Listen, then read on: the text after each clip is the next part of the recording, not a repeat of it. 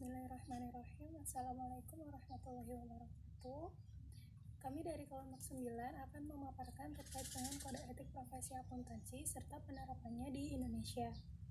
Saya Musyarofa bersama 8 rekan saya yang bernama Nurlela, Nita, Sinta, Adindi, Shirley, Nabila, Amal, serta Nanda.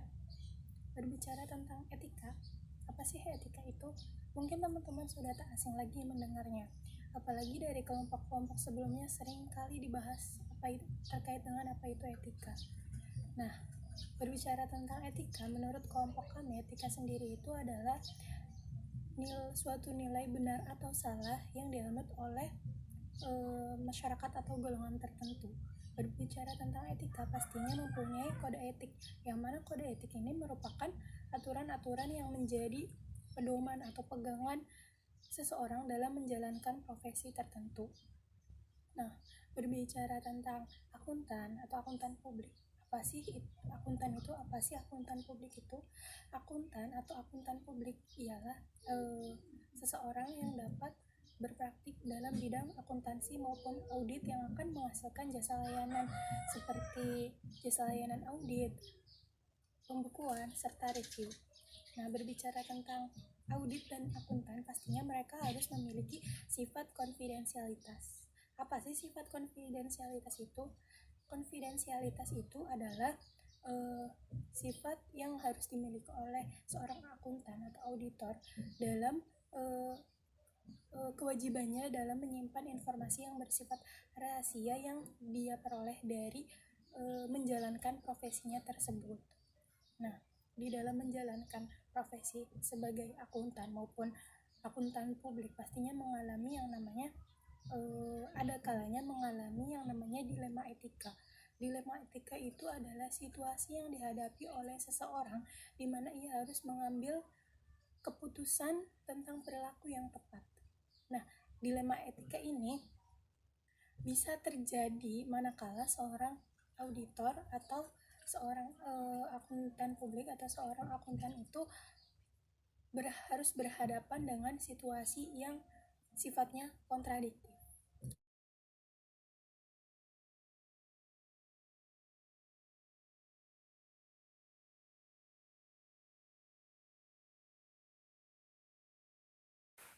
Baik, di sini saya akan menjelaskan tentang kode etik akuntan profesional. Kode etik akuntan profesional ini terdiri dari 3 bagian. Bagian A, prinsip dasar etika. Bagian B, akuntan profesional di praktik publik. Bagian C, akuntan profesional di bisnis. Bagian A berisi prinsip dasar etika, yaitu integritas, objektivitas, kompetensi dan kehati-hatian profesional, kerahasiaan, dan perilaku profesional.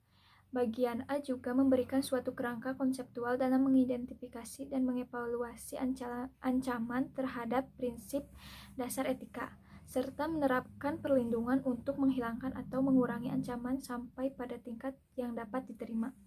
Bagian B menjelaskan bagaimana penerapan prinsip dasar etika di bagian A pada akuntan profesional yang memberikan jasa profesional kepada publik. Bagian C menjelaskan bagaimana penerapan prinsip dasar etika di bagian A bagi akuntan profesional di organisasi tempatnya bekerja. Dalam bagian A terdapat prinsip integritas. Prinsip integritas itu mewajibkan setiap akuntan profesional untuk bersikap lugas dan jujur dalam semua hubungan profesional dan hubungan bisnisnya. Integritas juga berarti berterus terang dan selalu mengatakan yang sebenarnya.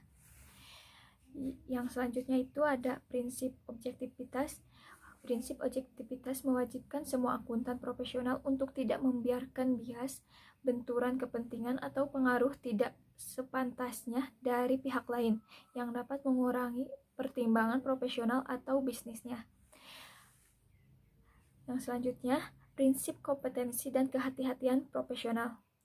Dalam prinsip kompetensi dan kehati-hatian profesional, mewajibkan setiap akuntan profesional untuk yang pertama, memelihara pengetahuan dan keahlian profesional pada tingkat yang dibutuhkan untuk menjalin klien atau pemberi kerja akan menerima layanan profesional yang kompeten. Yang kedua, bertindak cermat dan tekun sesuai dengan standar teknis dan profesional yang berlaku ketika memberikan jasa profesional. Yang selanjutnya, ada prinsip kerahasiaan. Prinsip kerahasiaan mewajibkan setiap akuntan profesional untuk tidak melakukan hal berikut. Yang pertama, mengungkapkan informasi rahasia yang diperoleh dari hubungan profesional dan hubungan bisnis kepada pihak luar, kantor, akuntan, atau organisasi tempatnya bekerja tanpa diberikan kewenangan yang memadai dan spesifik, kecuali jika terdapat hak dan atau kewajiban secara hukum atau profesional untuk mengungkapkannya. Yang kedua, menggunakan informasi rahasia yang diperoleh dari hubungan profesional dan hubungan bisnis untuk keuntungan pribadi atau pihak ketiga. Yang selanjutnya, prinsip perilaku profesional. Prinsip perilaku profesional mewajibkan setiap akuntan profesional untuk mematuhi ketentuan hukum dan peraturan yang berlaku serta menghindari setiap perilaku yang akuntan profesional tahu atau seharusnya tahu yang dapat mengurangi kepercayaan pada profesi. Hal ini termasuk perilaku yang menuntut pihak ketiga yang rasional dan memiliki informasi yang cukup setelah menimbang semua fakta dan keadaan tertentu yang tersedia bagi akuntan profesional pada waktu itu, akan menyimpulkan yang mengakibatkan pengaruh negatif terhadap reputasi baik dari profesi.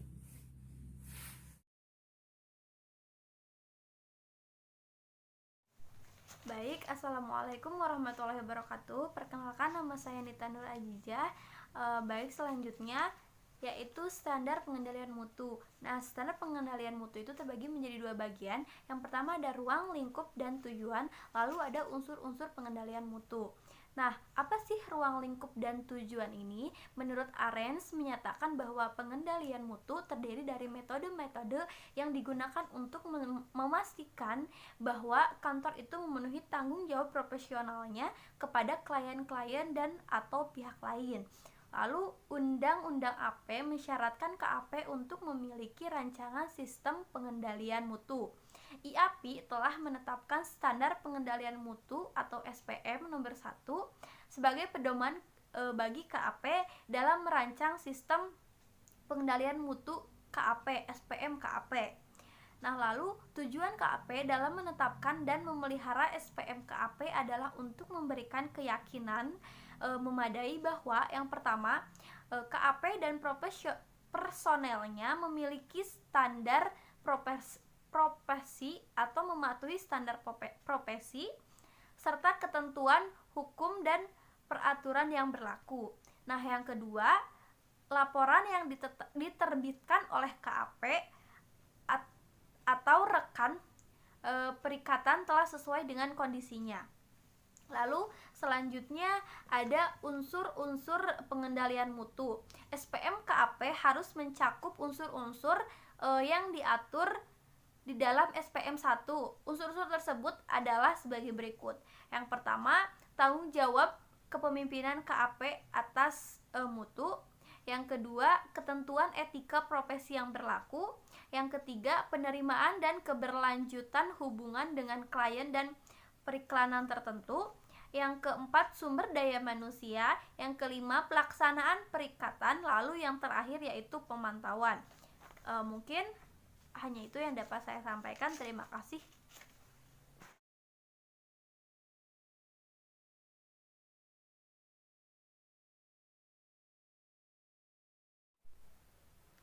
Pemahaman auditor KAP tentang kode etik. Dengan memahami apa itu kode etik, seorang auditor akan dapat menjelaskan bagaimana suatu masalah dapat diselesaikan dengan instrumen bernama etika.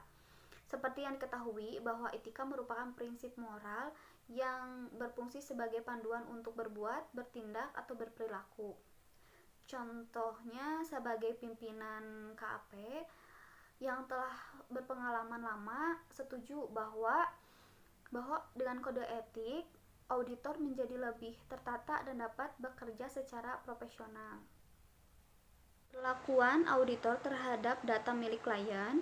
Ketentuan etika yang berlaku mewajibkan setiap pegawai di KAP untuk menjaga kerahasiaan informasi yang terdapat dalam dokumen perikatan setiap saat. Jika terdapat kewajiban hukum atau profesi untuk mengungkapkannya, maka dalam seksi 140.7 telah dijelaskan mengenai pengungkapan yang dikecualikan dalam kode etik Undang-Undang Akuntan Publik yang dijelaskan adanya ketentuan KAP untuk menjaga kerahasiaan data klien. Contohnya seperti Budi menyampaikan pengalamannya selama menjadi auditor, ia lebih berhati-hati dengan informasi yang ia dapat dari pekerjaannya. Informasi tersebut adalah informasi penting dan rahasia. Ia wajib menjaganya agar tidak disalahgunakan pihak lain yang tidak bertanggung jawab.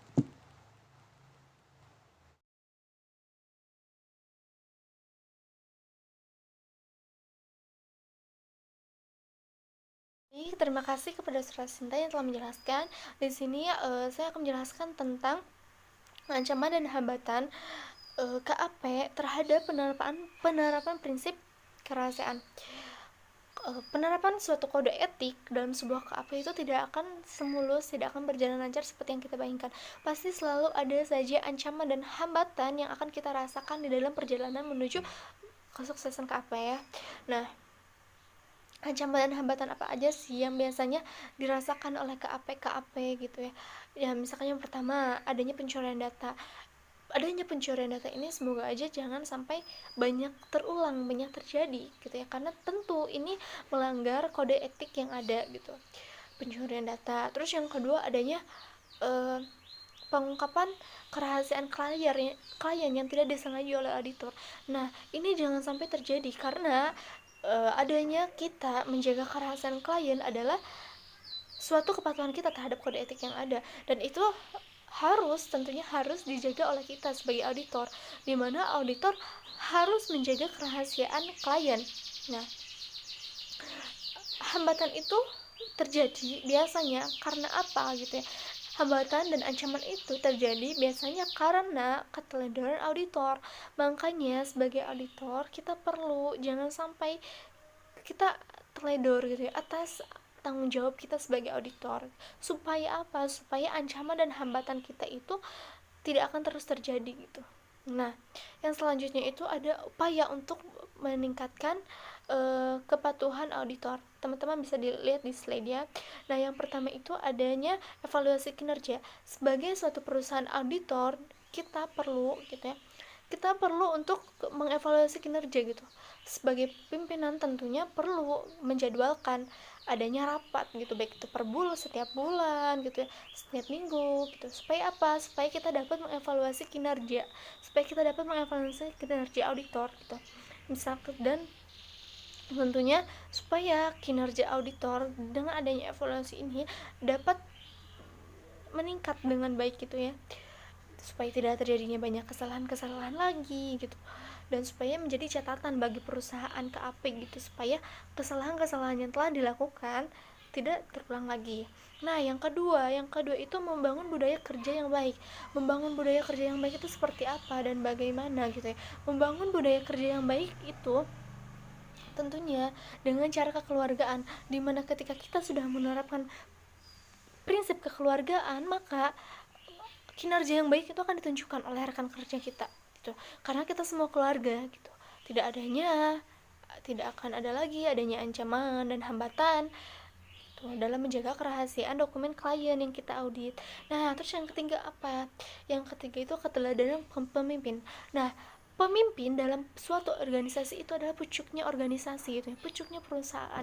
Di mana di sini pemimpin dituntut untuk dapat memberikan contoh yang baik kepada rekan kerjanya, supaya rekan kerjanya itu dapat mencontoh yang baik pula dari pemimpinnya gitu.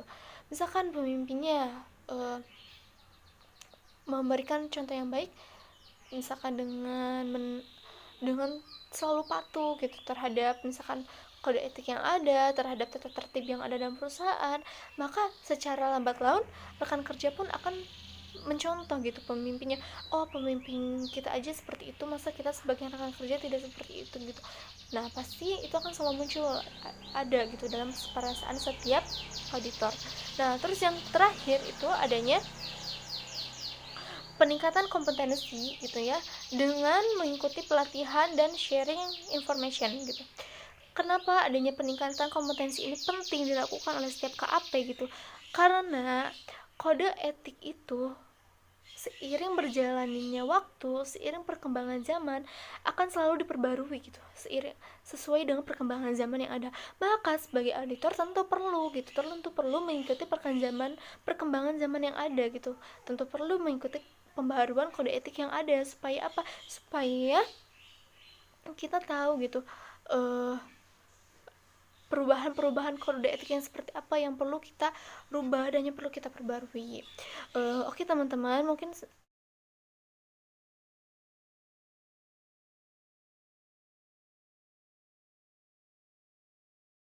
di sini saya akan menjelaskan mengenai materi penerapan kode etik terkait prinsip kerahasiaan pada sistem pengendalian mutu KAP-TGS. KAP-TGS telah merancang sistem pengendalian mutu SPM KAP yang berpedoman pada standar pengendalian mutu nomor 1 SPM1. Di dalam ruang lingkup SPM1 telah disebutkan tujuan KAP dalam menetapkan dan memelihara sistem pengendalian mutu adalah untuk memberikan keyakinan memadai bahwa KAP dan personelnya mematuhi standar profesi, ketentuan hukum dan peraturan yang berlaku, dan profesi, ketentuan hukum dan peraturan yang berlaku, dan laporan yang diterbitkan oleh KAP atau peserta pemeriksaan telah sesuai dengan kondisinya. Kegiatan ini merupakan kegiatan pengawasan terhadap akuntan publik oleh Menteri Keuangan yang diatur di dalam PMK nomor 1 tentang pembinaan dan pengawasan akuntan publik. Salah satu tujuan pemeriksaan ini adalah untuk mereview pelaksanaan sistem pengendalian mutu KAP. Hasil dari pemeriksaan dituangkan dalam suatu pembahasan hasil pemeriksaan. PPK hanya memberikan rekomendasi berupa perbaikan format kertas kerja yang masih belum sesuai dengan standar. Perbaikan tersebut telah dilakukan dan dilaporkan kepada PPK. Oleh karena itu, penulisan meyakini bahwa KAP-TGS telah merancang SPM KAP sesuai dengan unsur-unsur dalam SPM nomor 1, di mana salah satu unsur yang harus ada adalah mencakup ketentuan kode etik yang berlaku. Sekian dari penjelasan materi saya, selanjutnya akan dijelaskan oleh Saudari Nabila. Nah, di sini saya akan menjelaskan tentang penerapan kode etik prinsip kerahasiaan pada sistem pengendalian mutu KAP-TGS.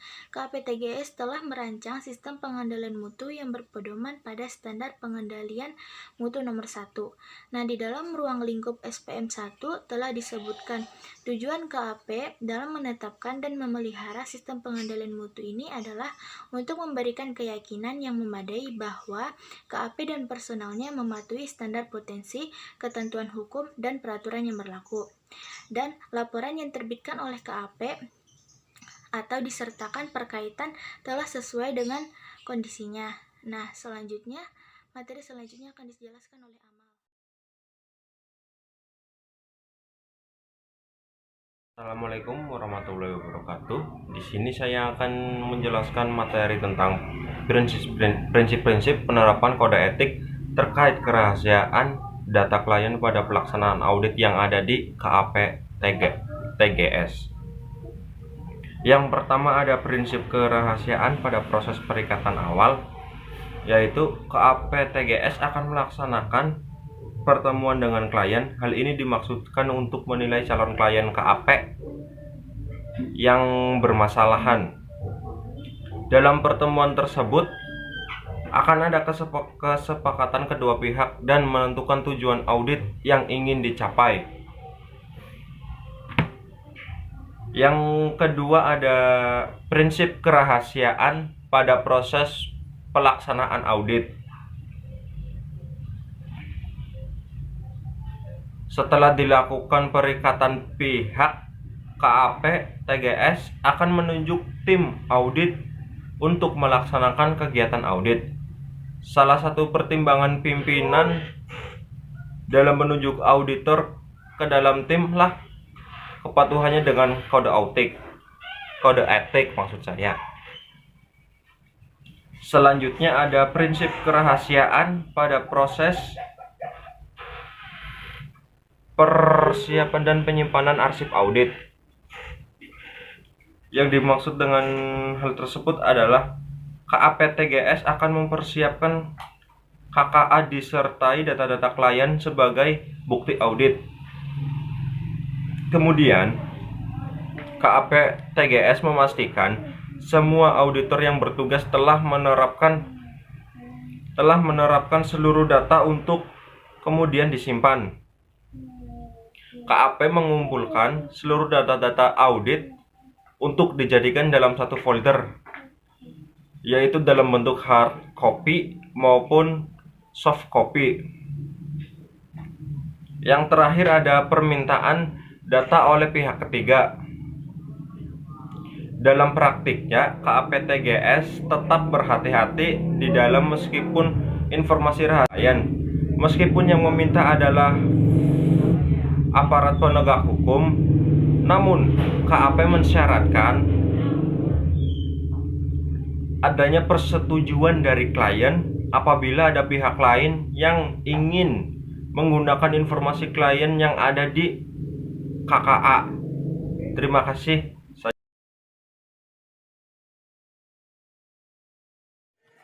Assalamualaikum warahmatullahi wabarakatuh. Perkenalkan, nama saya Nanda Putri Agustina dari kelas akuntansi 3C dari kelompok 3 mata kuliah etika bisnis yang membahas mengenai kode etik profesi akuntan di Indonesia dan penerapannya.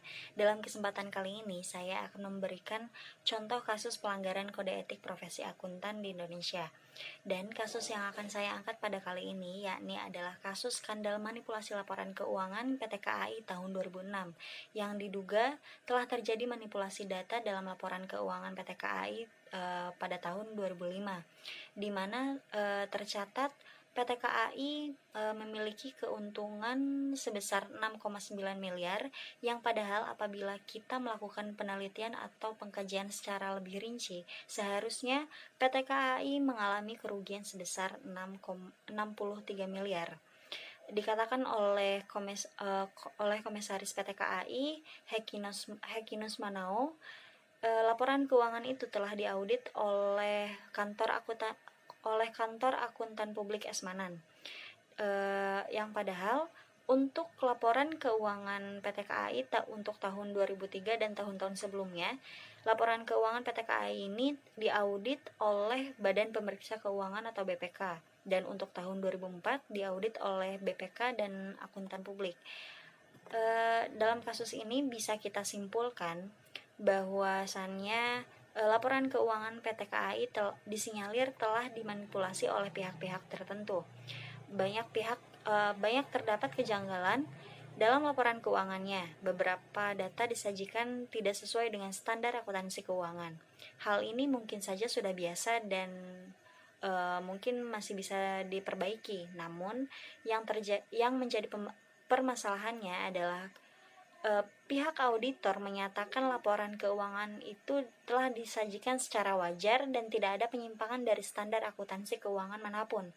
Hal ini yang tentunya patut untuk dipertanyakan. Kasus ini menurut saya, dalam kasus ini berkaitan dengan pelanggaran kode etik profesi akuntan, yang dimana menurut saya audit atau akuntan internal PT KAI belum sepenuhnya menerapkan 8 prinsip etika akuntan, yang dimana ke-8 prinsip itu adalah yang pertama tanggung jawab profesi, yang kedua kepentingan publik, yang ketiga integritas, yang keempat objektivitas, yang pertama tanggung jawab profesi, yang kedua kepentingan publik, yang ketiga integritas, yang keempat objektivitas, yang kelima kompetensi dan kehati-hatian profesional, yang keenam adalah kerahasiaan, yang ketujuh perilaku profesional, dan yang kedelapan adalah standar teknis. Mungkin itu saja contoh kasus yang bisa saya sampaikan. Kurang lebihnya mohon maaf. Billahi taufik wal hidayah. Wassalamualaikum warahmatullahi wabarakatuh.